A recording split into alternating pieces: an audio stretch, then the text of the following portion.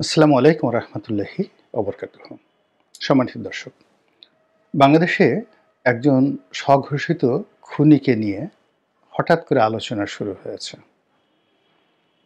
এই আলোচনার যে বিষক্রিয়া এবং এই আলোচনার যে প্রতিক্রিয়া, এটার ফলে আমাদের যে মানসিক বিবর্তন ঘটেছে এবং আমরা যে একটা ভয়ঙ্কর পরিণতির দিকে এগোচ্ছি, হয়তো এই বিষয়গুলো নিয়ে অনেকেই চিন্তাভাবনা করছেন না।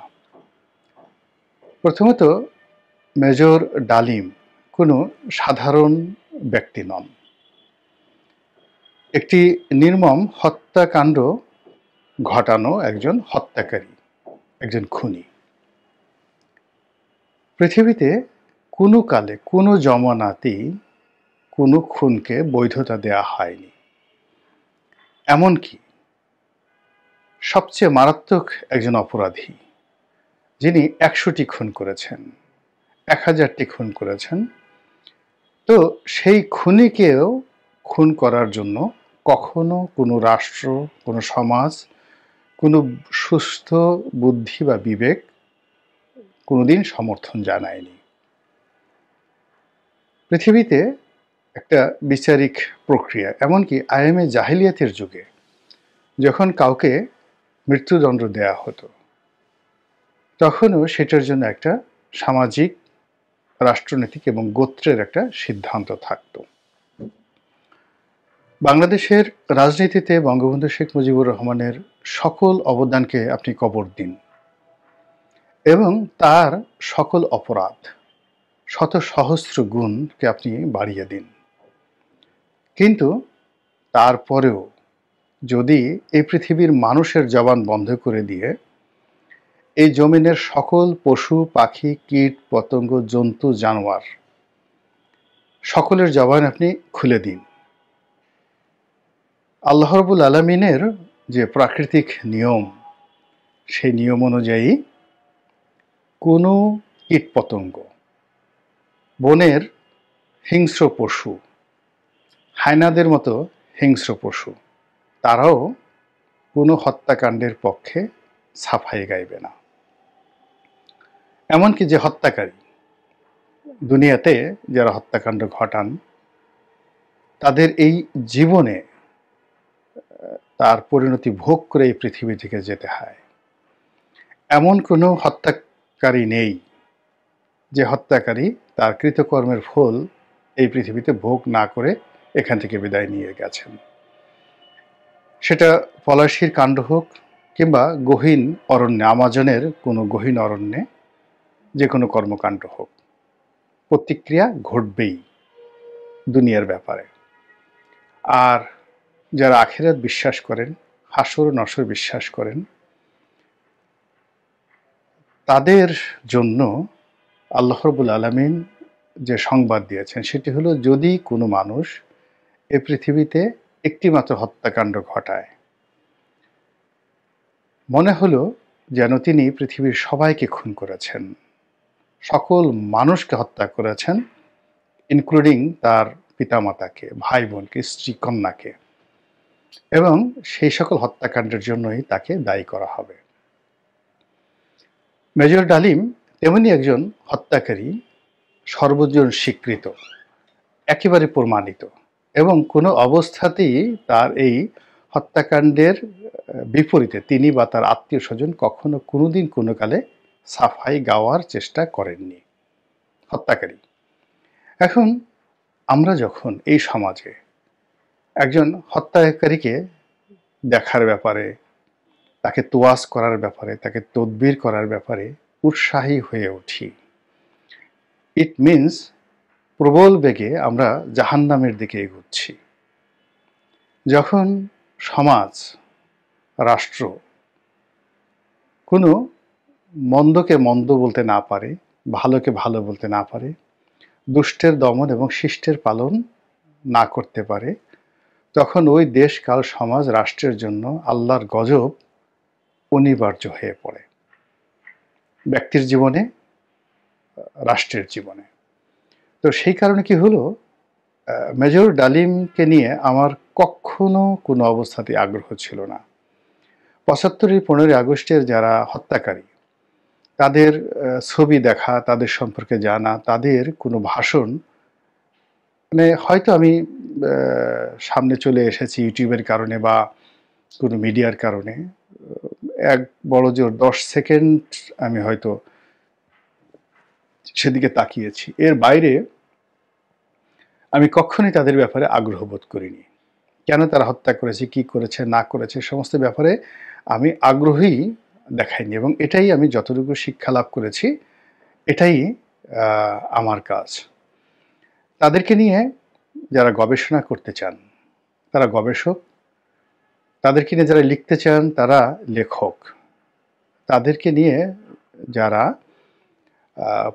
তাদের যে শারীরিক গঠন, যে এই শরীরের মধ্যে এমন কি আছে যেটার কারণে একটা মানুষ হত্যাকারী হয়ে গেল, এটা চিকিৎসা বিজ্ঞানের একটা অধ্যায়। কিন্তু আমরা যারা আমজনতা, আমাদের জন্য প্রধান দায়িত্ব এবং কর্তব্য হলো এদেরকে ঘৃণা করা। যেভাবে আমরা আমাদের যে বর্জ্যর দিকে আমরা তাকাই না, আমাদের সেই সমাজের মন্দ যে দিকগুলোর দিকে আমরা তাকাই না, মুখ ফিরিয়ে থাকি, পচা দুর্গন্ধ কোনো জিনিস যদি আমরা মানে সেগুলো পাই, সঙ্গে সঙ্গে আমরা নাক বন্ধ করে ফেলি, কিংবা কোনো বাজে শব্দ যদি আমাদের কর্ণকুহরে আসতে চায়, বিবেকবান মানুষ কান বন্ধ করে রাখে। তদ্রূপ মেজর ডালিম এবং এদের মতো মানুষ যারা আছে এই সমাজে, তাদের কথা শোনা, তাদেরকে দেখা, তাদের ব্যাপারে আগ্রহ প্রকাশ করা, যদি আপনার বিশেষ কোনো উদ্দেশ্য না থাকে, অর্থাৎ গবেষণা করা, মানুষকে ভবিষ্যতে তাদের কুকর্মের ব্যাপারে সতর্ক করা, সচেতন করা, এইগুলো বিষয় যদি না থাকে, তাহলে বাকি আপনি যা কিছুই করবেন পুরোটাই আপনার জন্য একটা মানসিক বৈকল্য ডেকে নিয়ে আসবে, খারাপ পরিণতি ডেকে নিয়ে আসবে, এবং আপনি নিজেও পাপের ভাগীদার হবেন। তো এই কারণে এই ভদ্রলোক সম্পর্কে যে কথাবার্তা হচ্ছে বা তার যে বক্তব্য, তার যে সাক্ষাৎকার আমি আসলে দেখিনি। তবে তাকে নিয়ে যে সকল সমালোচনা হচ্ছে, যেগুলো লিখিত আকারে ফেসবুকে আসছে, তার কিছু কিছু চৌম্বক অংশ আমি দেখেছি। তিনি যে বিষয়গুলো বলেছেন এটা বহু পুরনো, একটিও নতুন কিছু নেই তার মধ্যে। ২ নম্বরে হলো যে তিনি এই সময়টাতে যে হঠাৎ করে এসেছেন, কেন এসেছেন, এটা নিয়ে আমি প্রশ্ন করতে চাই। দ্বিতীয়ত যে ঘটনা, সেটা হলো যে তিনি আসল না নকল, এটা নিয়ে আওয়ামী লীগের যারা লোকজন খুব বিতর্ক করছে। এটা তাদের নির্বুদ্ধিতা। তিনি আসল না নকল এটা নিয়ে আলোচনা করারই দরকার নেই। প্রথমত হলো যে কথাগুলো বলা হয়েছে, সেই কথাগুলো নিয়ে আমরা যদি পর্যালোচনা করি, এখানে আওয়ামী লীগের প্রসঙ্গবাদ, বঙ্গবন্ধু হত্যাকাণ্ডের প্রসঙ্গবাদ, এটি নিয়ে বহু গবেষণা হয়েছে, আন্তর্জাতিক অঙ্গনে বহু কিছু রচিত হয়েছে। তো কাজেই এগুলো নিয়ে জনাব ডালিমের মুখ থেকে কোনো কিছু শোনার দরকার নেই। যে বিষয়টি এই মুহূর্তে আমাদেরকে ভয় ধরিয়ে দিয়েছে, সেটা হলো এই ভদ্রলোক, জীবিত খুনি, তার মাধ্যমে বিএনপিকে টার্গেট করা হয়েছে, এবং বেগম জিয়া এবং জনাব শহীদ প্রেসিডেন্ট জিয়াউর রহমান তাদের চরিত্রে কালিমা লেপনের চেষ্টা করে তাদের এই মুহূর্তে যে রাজনৈতিক সম্ভাবনা, সেই সম্ভাবনা নষ্ট করে বিএনপির সঙ্গে এই সমাজের অন্যান্য যে বিএনপির প্রতিপক্ষ এই মুহূর্তে আছে, তাদের সঙ্গে একটা মুখোমুখি সংঘাত বাঁধিয়ে দেওয়ার চেষ্টা হচ্ছে, যেটিকে ফেতনা বলতে পারেন, ফ্যাসাদ বলতে পারেন। এরপর যে বক্তব্যটি, সেটি হলো সেখানে তিনি বঙ্গবন্ধু নিয়ে, আওয়ামী লীগ নিয়ে, শেখ হাসিনা নিয়ে যা কিছু বলেছেন, এমনি এই বিষয়গুলো নিয়ে মানুষের আগ্রহ নেই। এই কারণে যে এখন আওয়ামী লীগ আউস্টেড, শেখ হাসিনা আউস্টেড, মানে উচ্ছেদ করা হয়েছে। কোথাও এদের পক্ষে আপনি 10টা গালি দিলেও, মানে এদের বিপক্ষে 10টা গালি দিলেও কেউ আপনাকে কিছু বলবে না। আবার এদের পক্ষে যদি আপনি বলেন তা নিয়েও মানুষের কোনো মাথায় ব্যথা নেই। যে এটাকে মনে করছে অনেকে, আওয়ামী লীগ এই মুহূর্তে মনে করছে যে এটা একটা অ্যাবান্ডেন্ড, নিষিদ্ধ একটা দল। শেখ হাসিনা আগামীতে রাজনীতিতে ফিরে আসবে, সেটা ভিন্নতর একটা প্রসঙ্গ। তো কাজেই তাকে টার্গেট করে কিন্তু মেজর ডালিমকে যারা এনেছেন, প্রযোজনা করেছেন, এটার পেছনে অর্থ ব্যয় করেছেন, উনি তো এমনি এমনি আসেননি। যেখানে গত 50টি বছর তাকে দেখা যায়নি এবং প্রাণ ভয়ে তিনি পালিয়ে বেরিয়েছেন।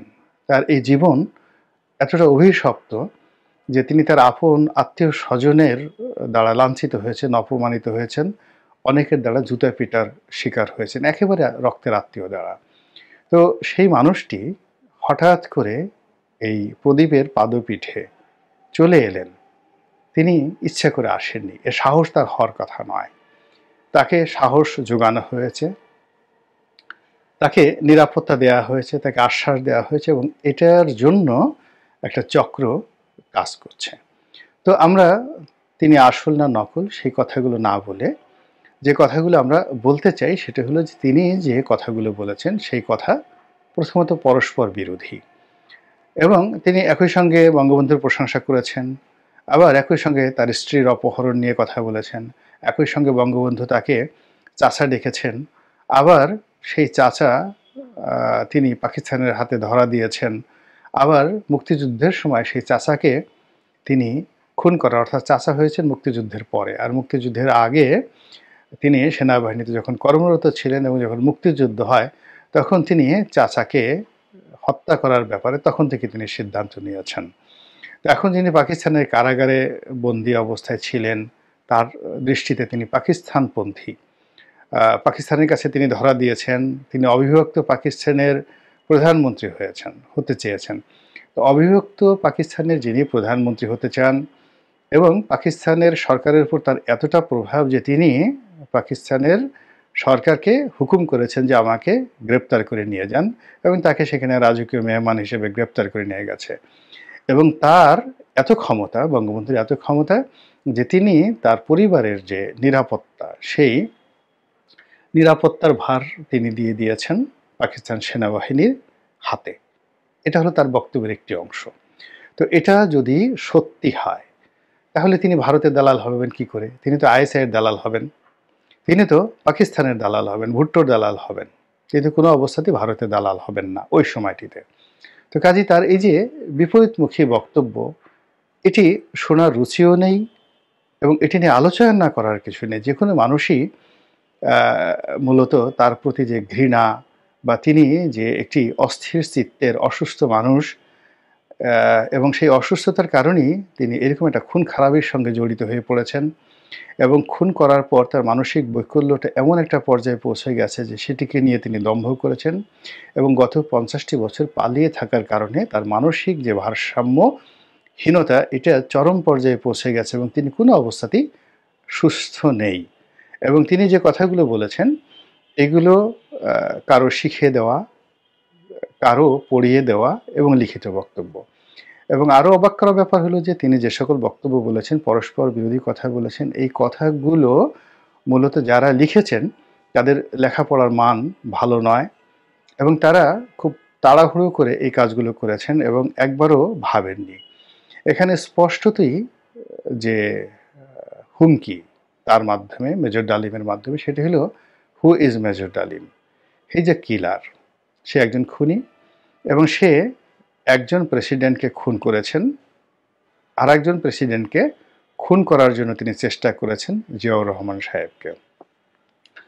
এবং এই খুনের ঘটনা যখন জানাজানি হয়ে গেল তখন সেনাবাহিনী, পুলিশ বাহিনী এবং সমস্ত এজেন্সি যখন তাকে গ্রেপ্তার করার জন্য সর্বোচ্চ চেষ্টা করল তখন তিনি প্রাণ ভয়ে পালালেন, অথচ তার পালানোর কথা নয়। তো এই যে তার যে অবস্থা, সেই অবস্থায় যে তিনি দুজন প্রেসিডেন্টকে হত্যা করার চেষ্টা করেছেন এবং একটা সফল হয়েছেন আর একটাতে হননি। এখন এই বৃদ্ধ বয়সে তিনি কি আরেকটি হত্যাকাণ্ড করতে চান? সেটা কাকে? এখন শেখ হাসিনা তো দিল্লিতে, তিনি তো দিল্লিতে গিয়ে শেখ হাসিনাকে খুন করতে পারবেন না। এখন কাকে তিনি খুন করতে পারেন বা কাকে তিনি ভয় দেখাতে পারেন এই মুহূর্তে, সেটা যে বিএনপিকে ভয় দেখাচ্ছেন, তারেক রহমান সাহেবকে ভয় দেখাচ্ছেন, বেগম জিয়াকে ভয় দেখাচ্ছেন, এটি একেবারে স্পষ্ট, একেবারে স্পষ্ট। এর কারণেই তিনি ঘুরে ফিরে বেগম জিয়ার এবং শহীদ প্রেসিডেন্ট জিয়াউর রহমানের বদনাম করার চেষ্টা করছেন। তো এই যে কনস্পিরেসিটি বা এই চক্রান্তটি, এই ষড়যন্ত্রটি যারা কর্তা ব্যক্তি রয়েছেন তারা কগনিজেন্সে নেবেন, বুঝবেন এবং সেইভাবে যদি প্রস্তুতি থাকে তাহলে একজন খুনি নয়, লক্ষ খুনি বহু অ্যাঙ্গেল থেকে চেষ্টা করেও একজন বীরের প্রাণ হরণ করতে পারবে না। মহান আল্লাহ আমাদের সবাইকে হেদায়েত দান করুন এবং হেফাজত করুন। আসসালামু আলাইকুম ওয়া রাহমাতুল্লাহি ওয়া বারাকাতুহু।